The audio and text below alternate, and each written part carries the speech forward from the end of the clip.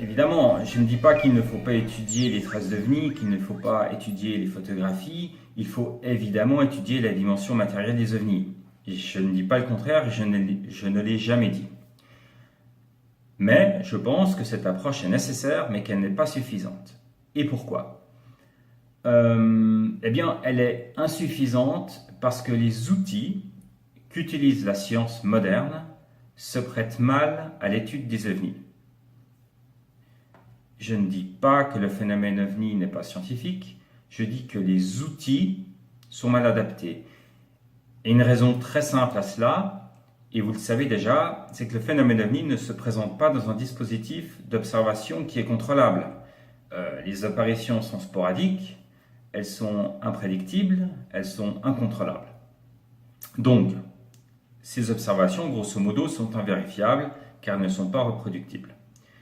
Pour la science, on ne peut pas tirer des lois d'observation qui ne sont ni reproductibles ni généralisables. Ça, c'est un principe de base. La reproductibilité.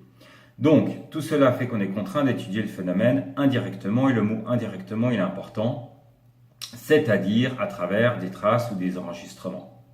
Et ça, c'est justement l'approche matérialiste que je viens de décrire et qui était adoptée majoritairement par la communauté ufologique. Sinon, j'aimerais vous parler maintenant d'une autre approche. C'est une approche qui consiste à faire le pari d'étudier le phénomène à travers le témoin. Et c'est de cela dont je vais vous parler maintenant. Donc parlons un petit peu du témoin.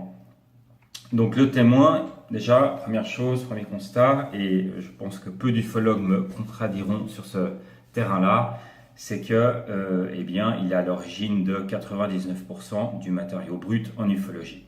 C'est-à-dire, comme j'ai coutume de le dire, pas de témoin, pas d'OVNI. Donc l'activité d'ufologue est principalement une activité d'enquête sur le terrain, de récolte et d'analyse de témoignages. On a un petit peu tendance à l'oublier depuis une quinzaine d'années. Principalement pour deux raisons. Donc la première raison, c'est l'émergence d'Internet. On retrouve beaucoup d'ufologues qui font de ce qu'on appelle en anglais de l'armchair ufology, c'est-à-dire que l'activité d'ufologue consiste principalement à faire du web, à discuter sur des forums de discussion et à débattre sur toutes sortes de théories. Et ça, c'est pas de l'ufologie, ça c'est autre chose. Et la deuxième raison, c'est que les apparitions d'OVNI se sont raréfiées, en tout cas une certaine catégorie d'apparitions d'OVNI qui sont par exemple les rencontres rapprochées du troisième type et aussi les rencontres rapprochées du quatrième type. Donc on observe beaucoup moins d'occupants d'OVNI.